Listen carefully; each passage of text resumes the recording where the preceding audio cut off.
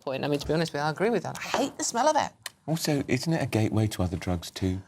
There is some debate about the statistics to that, but there is no debate about the fact that it does. We were talking to our guest earlier on, lead on to angina and psychosis. Yeah, of course. Now, senior police and security chiefs, including the head of the Metropolitan Police and an MI5 boss, say the government's plans to release prisoners early. Funny this, it's a risk to public safety. Who'd have thought it? The Ministry of Justice say out sentencing reforms will force prisoners to earn their way to release or face longer in jail for bad behaviour, while ensuring the most dangerous offenders can be kept off our streets. Joining us in the studio is former Police and Crime Commissioner Festus Akinboise. Festus, extraordinary for the head of MI5, 6 police chief constables and various other, the National Crime Agency, to go public in this way. OK, it's a leak, but they know how these things operate. I would think they know what's going to happen. Yeah. Yes, and it's very, very rare. Yeah, exactly. I don't recall this level of joint letter. Yeah. That includes the MI5 as well as the National Crime Agency. Yeah. And so that must show there's a serious issue here. And I think the problem the government is having here is that they did not think this through carefully. They rushed it through. Of course, they inherited some of this from the previous government, but I don't think this was thought through well. Because if you are now going to start releasing people early, who is going to manage these offenders in the community? The police or the probation service that are already on their knees? Now, the government would say, in their defence, playing devil's advocate here, but they are promising £700 million to the probation service to make sure that doesn't happen. Doesn't sound like an awful lot of money when you consider how much it would cost to run the probation service as it is. I'm just not... You hear all this money is being thrown around all the time. And if you ask the directors of probation across the country, they might not be telling you that they're actually seeing that, because you have to train the staff, you have to, get them in the first place, and then make sure they know what they are doing. But being able to manage and monitor repeat offenders, in some cases very dangerous offenders, is very risky business. Of course, we know what happened with one of the individuals that was released, I think in the first tranche. Yeah. Ended up committing a murder, I believe, That's right. not long after they were released from prison.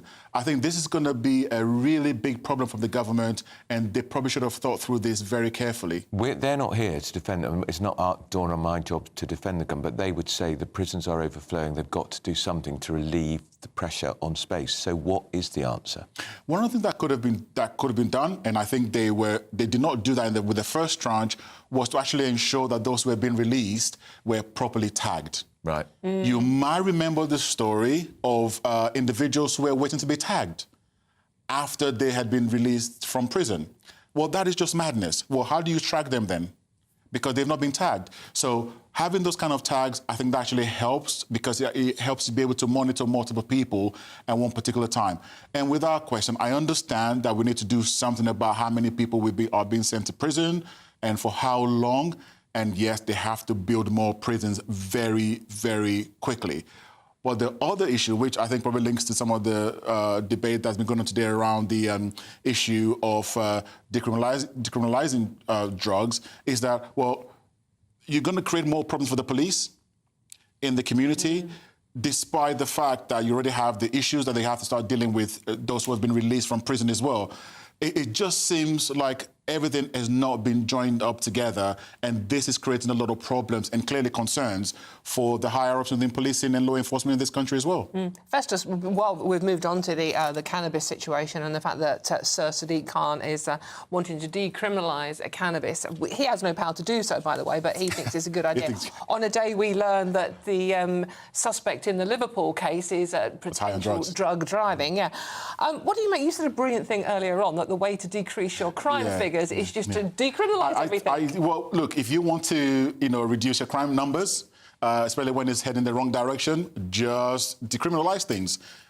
Voila. And get more votes. No more crime, because there are no more offences. But on a serious note, though, if you go to California, a state in the United States that has decriminalised or even legalised cannabis, the size of the illegal drugs market, the black market for cannabis in California, according to some estimates, is about 2 to 3 times the size of the legal cannabis.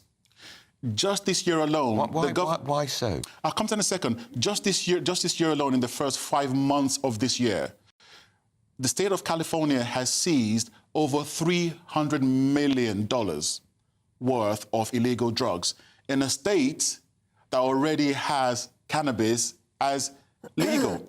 And it's because who would have thought that drug dealers do not want to complete tax returns? Funny that. Oh, yeah. Right? And also, who would have thought that people want stronger stuff? That's the point, isn't it, as well? They want stronger stuff, and the illegals will provide it. Absolutely. And the legal sellers of these, of the cannabis that's in a fancy packet and, you know, all kind of different flavours, as well as the flavours, the smell that you don't like, they realise they can't compete with the guy down the road. So they start selling the illegal stuff on the back of their counter because they want to remain in business as well. But people want the stronger stuff, not the weaker stuff that is in the fancy packaging that they have to pay taxes on. We spoke to somebody earlier who supports legalisation of cannabis, decriminalisation of cannabis, and he said most police officers would prefer it. Mark White, who's our Home Security Head, said the reverse is true. You were a Police and Crime Commissioner. Absolutely, right. and I was a special constable as well with Frontline Armed Police. I do not know any police officer that I worked with that would say that is the case, because police officers get to see the consequences of people who are high on drugs.